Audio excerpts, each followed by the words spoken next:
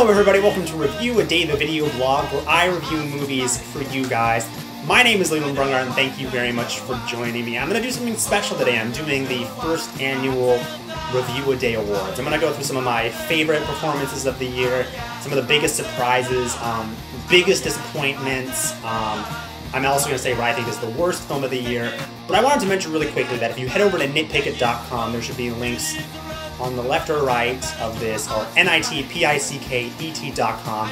I put up a review of the new Diablo Cody series, The United States of Terror. The pilot was released, and I wrote a little review of how I felt about it, so head over to nitpicket.com. Diablo Cody is, of course, the Oscar-winning writer of Juno. She has a new series starring Toni Collette and John Corbett about a woman who has multiple personalities. It's going to be out on Showtime, so head over to nitpicket.com for my review of that.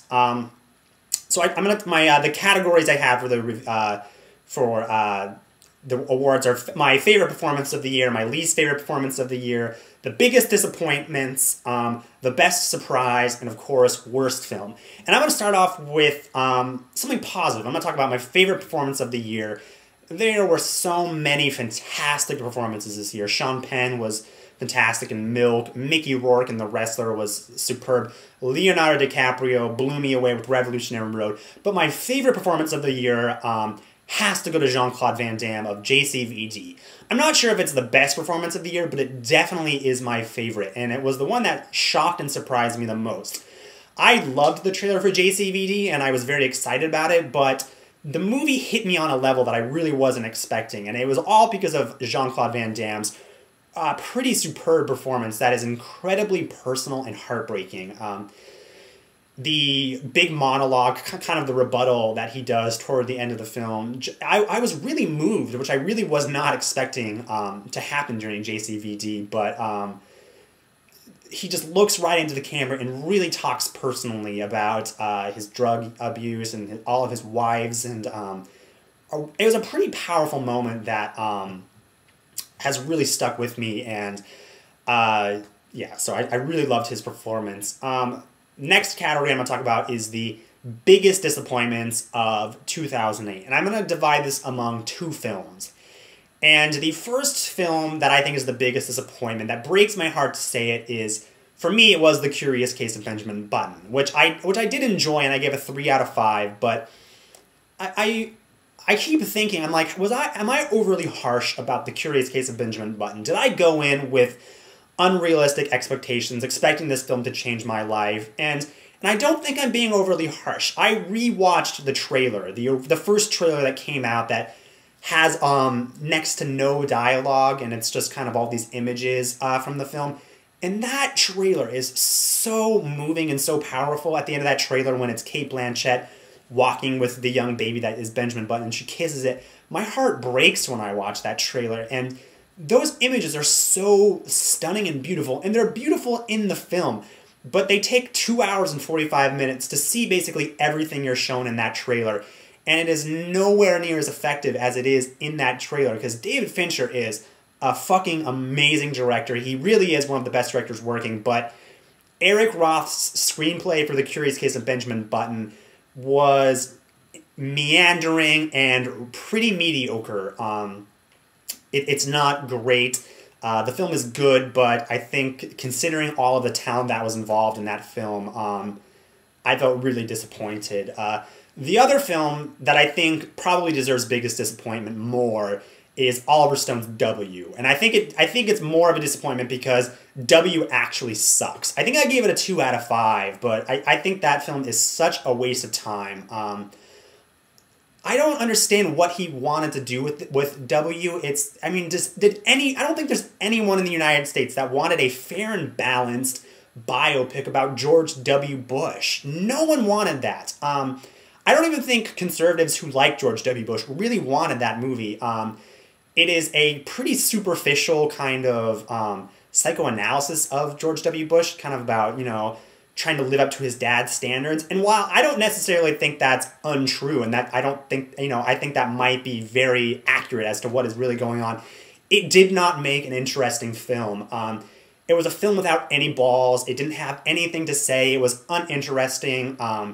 considering the amazing cast it had, Josh Brolin, not James Brolin, Elizabeth Banks, Ellen Burstyn, who was one of the greatest actresses of all time, James Cromwell, Elizabeth Banks, Jeffrey Wright, all these fantastic actors, and the film is utterly forgettable, and I think it was just such a wasted opportunity to say something, and he didn't, and it was a piece of crap. This also leads into my what I think was the hands-down worst performance of 2008, which I have to give to Thandie Newton, who played Condoleezza Rice in W.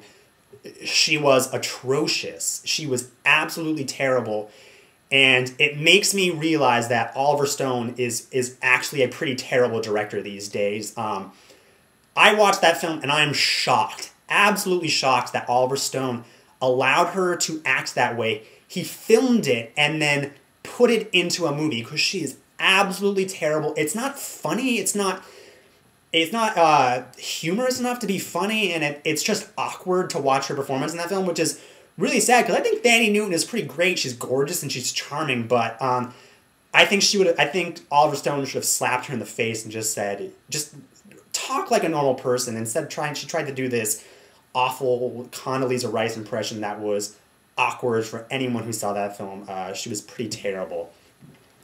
The biggest surprise of the year, film-wise, is a film I actually didn't review on this blog, but I recently saw 7 Pounds, which I went in with... Admittedly, I did go in with some pretty low expectations, really not expecting to enjoy it, but I think this film has like around a 20 or 25% on Rotten Tomatoes, and I do not think this film deserves that much hate.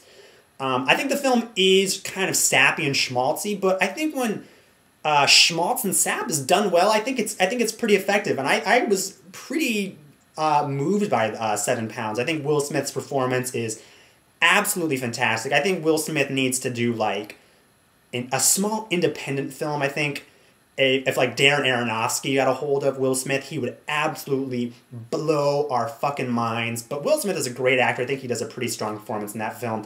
I was pleasantly surprised. So if you haven't seen 7 Pounds and you maybe read negative reviews of it, I would say go in with an open mind and see it for yourself, because I definitely did enjoy it. I would probably give it a 3 or a 3.5 out of 5. I liked it. And now, finally, what I think is the worst film of 2008, hands down, which is one of the worst movies I've seen in quite a while, is Kevin Costner's Swing Vote.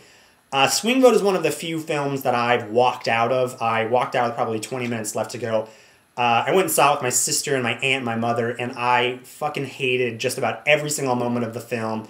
It failed to be a political fable, or it failed to say anything really important.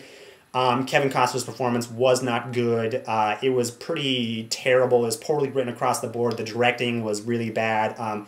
I left the theater, and the movie theater I go to is at the mall, and I actually went to Best Buy and bought a copy of Friday with Ice Cube on DVD to kind of cleanse my palate of that terrible film. Swing Vote, stay away from it at all costs.